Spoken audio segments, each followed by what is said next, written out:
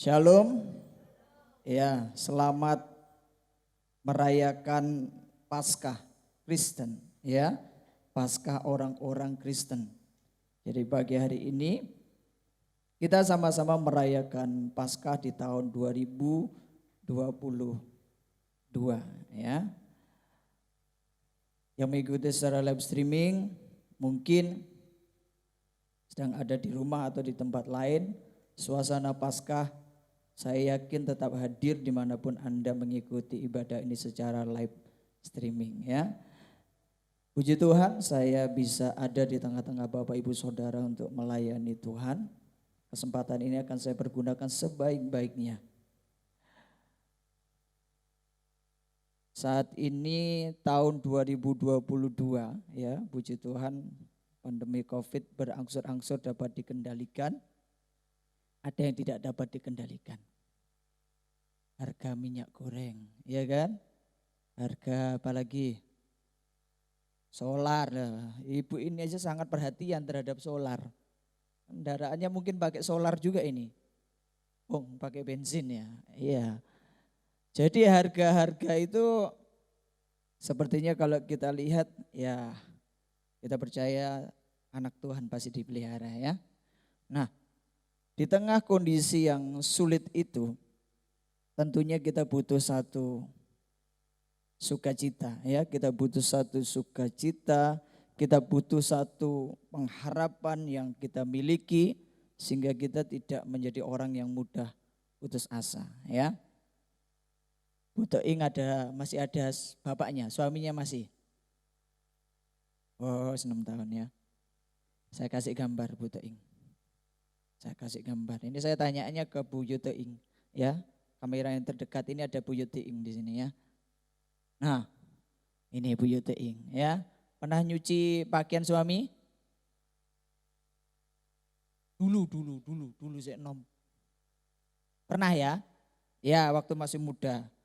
Nah, kalau di celananya dirogoh-rogoh sebelum dicuci. Nah, ketemu 100.000. Dikembalikan atau disimpan sendiri? Oh ya, ini yang baik ya. Ibu-ibu mesti belajar ini. Ini baik, iki duitnya sopo, bener ya. Nah, kalau duit ini duitku tapi tak kasih sama kamu misalkan, gimana? Oh gelem ya. Nah, saya melihat gambar ini kadang saya bayang-bayangkan juga sama. Mungkin istri saya kan sering kalau nyuci celana saya ketemulah ya di situ uang, ya. Nah, kalau ibu-ibu di tengah harga-harga yang tinggi-tinggi itu ya, suaminya lupa belum kasih uang belanja ya, atau uang belanjanya berkurang. Wah, di kantong ono uang ya. Nah, mungkin ibu-ibu, waduh, ini uang isopo kata ibu tadi ya. Nah ini bisa untuk belanja, bisa untuk macam-macam. Nah kalau Bu Teing itu tadi saya tanya, kalau ketemu uang di kantong celana terus suaminya kasih ya, gelem ya Bu ya? Seneng ya? Oh seneng. Nemu uang di kantong celana suami saja udah seneng ya. Padahal enggak tak kira ono duit di sini. Nah saya membayangkan banyak peristiwa-peristiwa di sekitar kita itu yang terjadi tanpa kita pikir ya, sederhananya seperti tadi lagi nyuci, aduh ketemu uang. Nah itu sesuatu yang sederhana. Tapi kita akan membayangkan sesuatu yang lebih besar. Bagaimana manusia yang berdosa, manusia yang seharusnya binasa, manusia yang sudah berjerilah untuk mencari keselamatan, tiba-tiba sorga mengirim satu berita yang sangat baik. Hari ini ada keselamatan yang hadir di tengah-tengah manusia. Senang enggak? Bukan hanya senang, tapi sewenang. Dan pagi hari ini itulah yang saya ingin kita sama-sama renungkan. Betapa bahagianya hidup kita. Yang dulu kita banyak sekali melakukan kesalahan, pelanggaran, dosa. dan seharusnya kita dihukum dan kita pasti binasa. Tapi oleh karena kasih karunia Allah, kita beroleh keselamatan lewat Yesus Kristus. Itulah yang saya sebut dengan kasih karunia yang paling berharga dalam hidup kita masing-masing. Namun demikian, apakah kemudian keselamatan yang kita peroleh dengan gratis? Ya, dengan gratis. Bukan karena harganya tidak ada, tapi karena harganya terlalu besar sehingga kita tidak bisa membayarnya, sehingga Tuhan mengaruniakannya kepada kita. Apa yang kita rasakan itu akan memberikan satu keputusan di dalam hidup kita setiap hari. Kalau orang lain mungkin melakukan banyak sekali kewajiban keagamaannya dengan berat, dengan susah, dengan disiplin. Sementara mereka tidak tahu apakah yang saya perbuat ini akan membawa saya kepada keselamatan. Tapi bagi kita berbeda. Keselamatan diberikan kepada kita yang percaya dan kemudian kita melakukan seluruh kewajiban kita sebagai orang yang mengasihi Tuhan. Itu sesuatu yang sangat berbeda. Karena di dalam pertemuan Tuhan Yesus dengan ahli Taurat dan orang-orang Farisi, Tuhan Yesus berkata, "Datanglah kepadaku engkau yang letih lesu dan berbeban berat.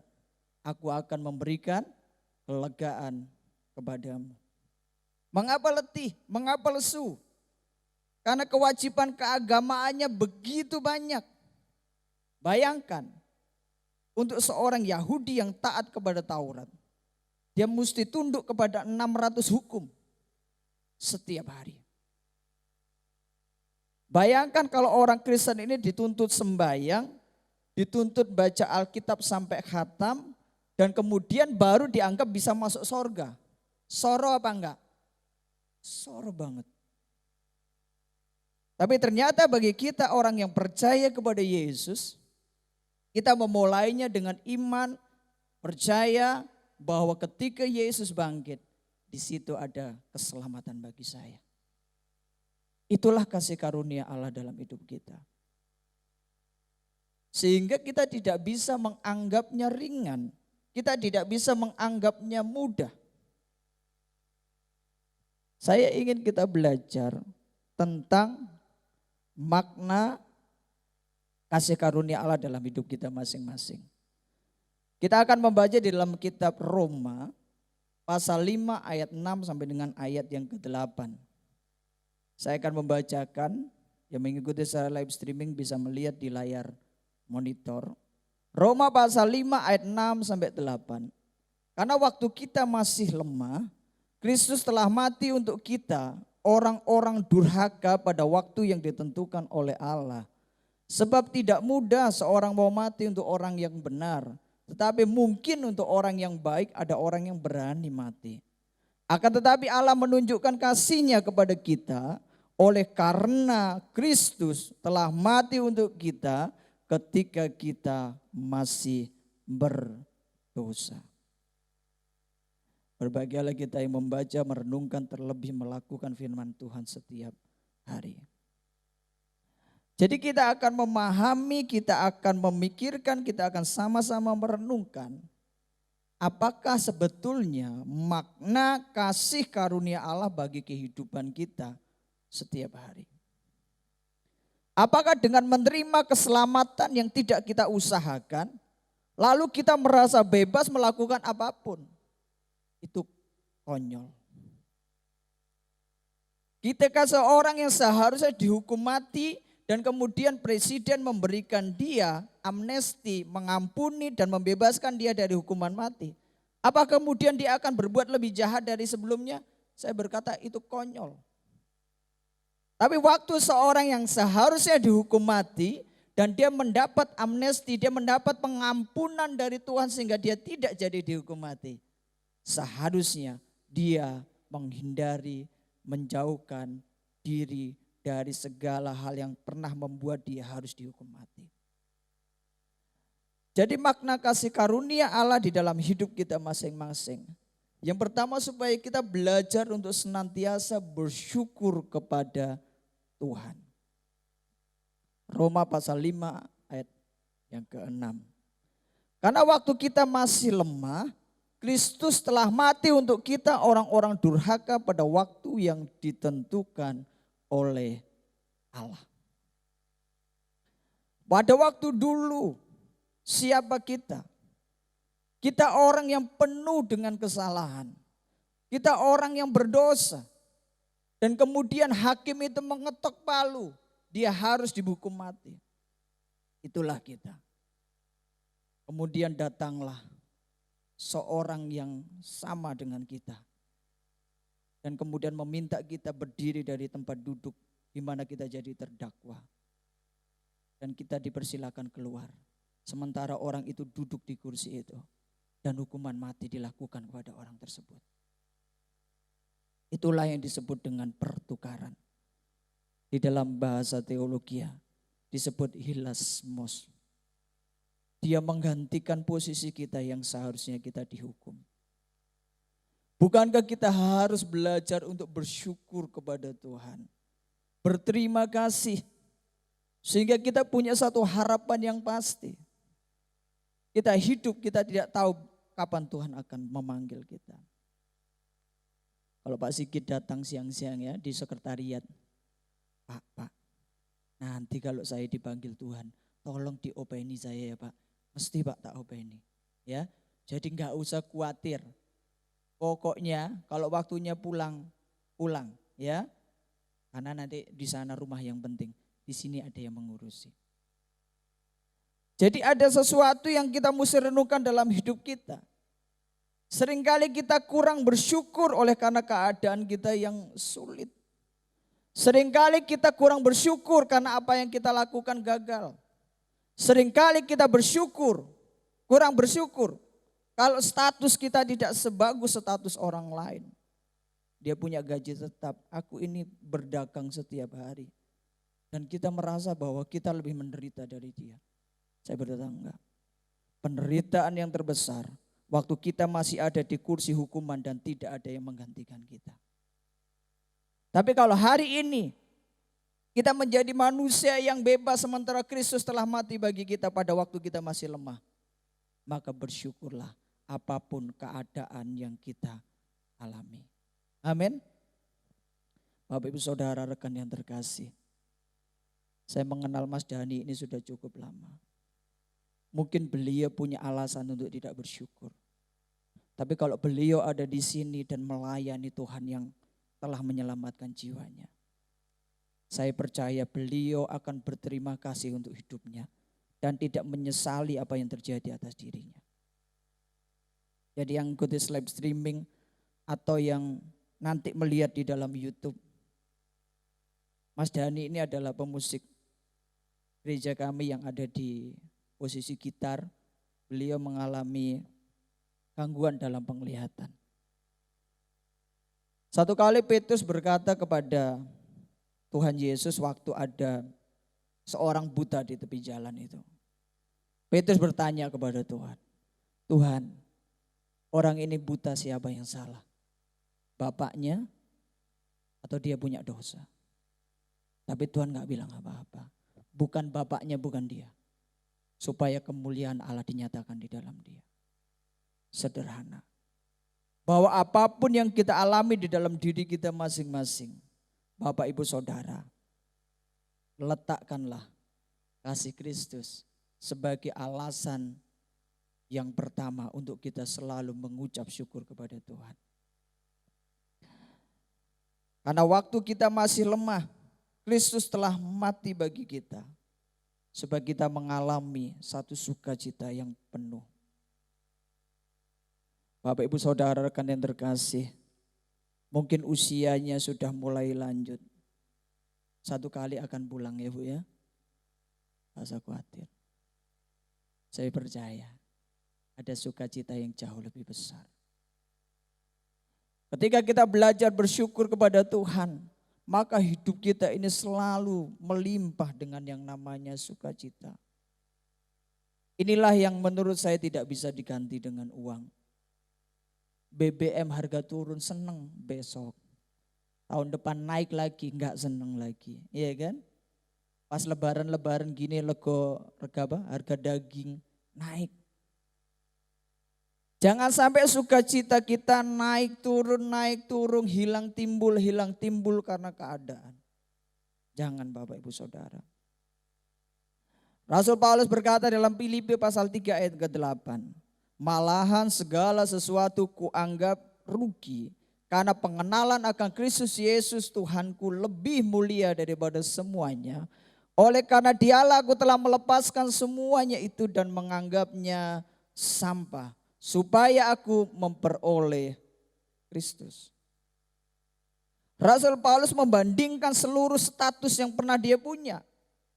Lahir sebagai orang Ibrani asli. Disunat pada hari yang ke-8. Sebagai seorang ahli Taurat, dia hebat karena dia murid daripada guru besar Gamaliel.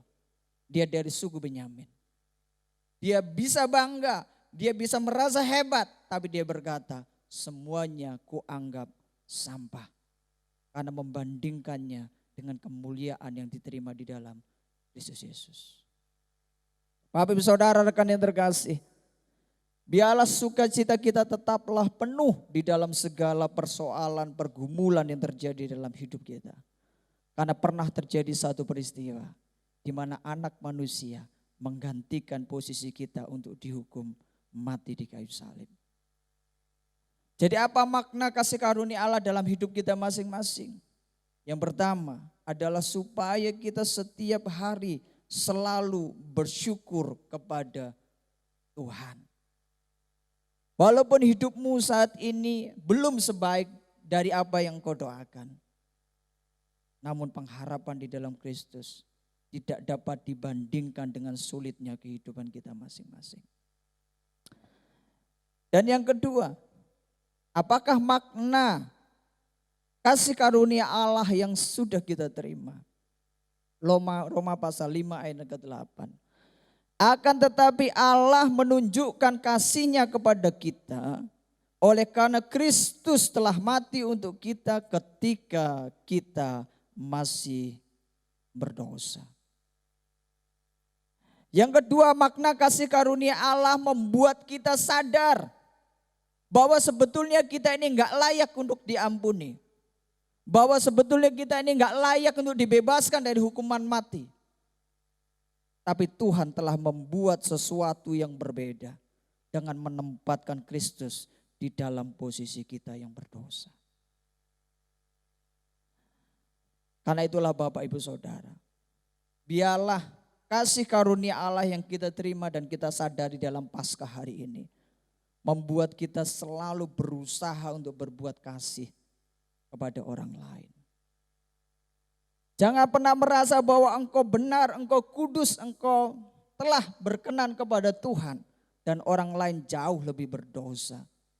Sehingga mereka mungkin layak untuk masuk neraka daripada saya. Ingat Bapak Ibu Saudara rekan yang terkasih. Kitalah yang seharusnya masuk ke neraka. Sama dengan orang lain yang mungkin hari ini kita lihat hidupnya bejat tidak karu-karuan. Tapi sadarilah bahwa Kristus telah mati bagi kita ketika kita masih berdosa. Saya heran kalau ada orang Kristen berkata, Pak, iku rusak wong iku Pak. Pak, wong iku uwelek Pak. Pak, wong iku jahat Pak. Awakmu apa wis resik? Kalau kita sudah dipermandikan oleh darah Kristus, kita sudah dibersihkan dan menerima meterai oleh Roh Kudus. Itu kasih karunia Allah. Amin. Mari kita belajar untuk berbuat kasih kepada orang lain. Pak, suamiku jahat enggak umum. Bapak Ibu Saudara rekan dan terkasih. Mari kita meletakkan kesadaran. Saya yang jahat sudah dijadikan baik oleh Tuhan. Akan tiba waktunya bahwa suamimu yang kasar, suamimu yang jahat pada waktunya Tuhan akan menjadi baik sebagaimana engkau pernah dibuat baik oleh Tuhan. Amin. Karena itulah Bapak Ibu Saudara rekan dan terkasih. Saya yakin kursi di gereja ini akan menjadi sangat penuh. Waktu setiap jemaat berkata enggak boleh satu orang pun masuk ke neraka. Karena sudah ada Kristus yang mati buat dia. Inilah yang harus kita miliki di dalam hidup kita masing-masing. Bahwa ketika kita mengenal kasih karunia Allah dalam hidup kita semakin belajar untuk kita berbuat kasih kepada orang lain. Sekalipun orang itu begitu banyak dosanya, saya yakin Tuhan tidak tega untuk memasukkan dia ke dalam neraka. Dan Tuhan jauh lebih berharap, Tuhan jauh lebih rindu untuk membuat orang itu bertobat dan menerima kasih karunia. Saya selalu berkata kepada anak-anak muda yang Tuhan izinkan saya layani. Bro, guys, Adi ini dulu hidupnya juga gak karu-karuan. Jadi kalau aku lihat apa yang kau buat itu jelek, aku gak langsung bilang hidupmu kotor, jorok. Ada waktunya ketika Kak Hadi menerima kelahiran kembali itu. Hadi baru merasa bahwa bertobat itu enggak gampang. Jadi waktu kita belajar untuk berbuat kasih kepada orang lain, kita akan melimpah dengan pengampunan dalam hidup kita. Roma 15 ayat yang ke-7. Sebab itu terimalah satu akan yang lain. Sama seperti Kristus juga telah menerima kita untuk kemuliaan Allah. Jadi yang hari ini dalam hatimu ada rasa kecewa kepada suamimu, ada rasa kecewa kepada istrimu, ada rasa kecewa kepada anakmu, ada rasa kecewa kepada mertua, ada yang kecewa kepada menantu, ada kecewa kepada teman terdekat. Ingat, waktu kita belajar untuk merasakan bagaimana kasih Allah kepada kita, maka kita akan melimpah dengan pengampunan. Karena saya berkata, membenci itu jauh lebih berat daripada mengampuni. Membenci jauh lebih berat daripada mengampuni. Orang yang membenci, orang yang mendendam, hatinya itu berat, sumpek. Tapi orang yang mengampuni, hatinya lega, bebas, dan penuh dengan sukacita. Jadi mari kita belajar untuk berbuat kasih kepada semua orang. Sekalipun orang itu yang paling menyakiti hati kita. Karena itulah Tuhan Yesus berkata, kalau musuhmu minta baju kasih jubah. Kalau musuhmu lapar kasih makan, kasih minum. Karena itulah yang terjadi dalam hidup kita. Waktu kita telanjang Tuhan kasih baju. Waktu Tuhan lihat kita enggak berdaya dia tolong. Jadi dua perkara yang mau kita belajar di pagi hari ini. Makna daripada kasih karunia Allah yang sudah kita terima. Yang pertama supaya kita selalu belajar untuk bersyukur. Karena perkara terbesar adalah kasih karunia yang sudah kita terima. Yang kedua supaya kita terus belajar untuk berbuat kasih kepada orang lain. Satu kali Tuhan ada di sebuah perjamuan terakhir di lantai atas. Satu kali dia berkata, besok aku diserahkan. Kemudian hadirlah Simon Petrus, sekali-kali Tuhan aku tidak akan membiarkan engkau ditangkap siapapun. Tuhan berkata, besok sebelum ayam berkokok, engkau sudah menyangkal aku 3 kali. Bapak Ibu Saudara rekan dan terkasih. Seorang guru yang memiliki murid yang katanya hebat. Memiliki murid yang katanya setia. Pada pagi itu Tuhan Yesus ditangkap di Taman Getsemani. Dan dibawa ke depan mahkamah agama. Ketika dia ada di sana, Simon Petrus ada di sini. Dan orang bertanya, bukannya kamu muridnya dia? Petrus berkata, aku enggak kenal. Jika kau punya bestie, ya punya bestie nih ya. Nih bestimu nih. Tiba-tiba Pak Jokowi ketemu sama kamu, ya kan? Ini bestimu ini kan baik. Loh, Cika, ini temanmu dah. Lalu kamu bilang, aku gak kenal sama dia. Gimana perasaanmu? Aduh, Bapak Ibu Saudara. Tuhan Yesus merasakan itu. Waktu Petrus tidak mengakui dia, Tuhan mungkin merasa kecewa. Tapi ketika dia disalib dan dia bangkit dari kematian, Tuhan berdiri di tepi pantai dan memanggil murid-muridnya dan mempersiapkan hidangan untuk mereka makan. Tanya sama Petrus lagi. Sudah enggak ada Pak Jokowi lagi. Ketemu sama bestimu ini. Apa yang mau kamu lakukan? Kok kremes-kremes ya? Waduh. Kamu pura-pura enggak kenal aku kemarin. Tapi beda. Tuhan Yesus berkata, Petrus, apakah engkau mengasihi aku? Saking malunya ya. Saking malunya. Aku tahu Tuhan, engkau tahu seluruh isi hatiku, aku mengasihi engkau. Tapi kemarin kenapa engkau pura-pura enggak kenal? Enggak, Tuhan enggak bilang itu. Tuhan cuma bilang, gembalakanlah domba-dombaku. Tuhan seharusnya bisa mengingat apa yang sudah dibuat oleh Simon Petrus. Tapi Tuhan enggak. Tuhan memberikan Simon Petrus the second chance. Kesempatan yang kedua. Untuk dia hidup dan mempermuliakan nama Tuhan. Jadi Bapak Ibu Saudara rekan yang terkasih, mari kita syukuri kasih karunia Allah yang diberikan di dalam ibadah Paskah hari ini. Bersyukur sekalipun keadaan tidak mudah. Belajar berbuat kasih kepada semua orang, sekalipun mereka yang sudah pura-pura enggak kenal. Saya undang bangkit berdiri dan kita berdoa kepada Tuhan.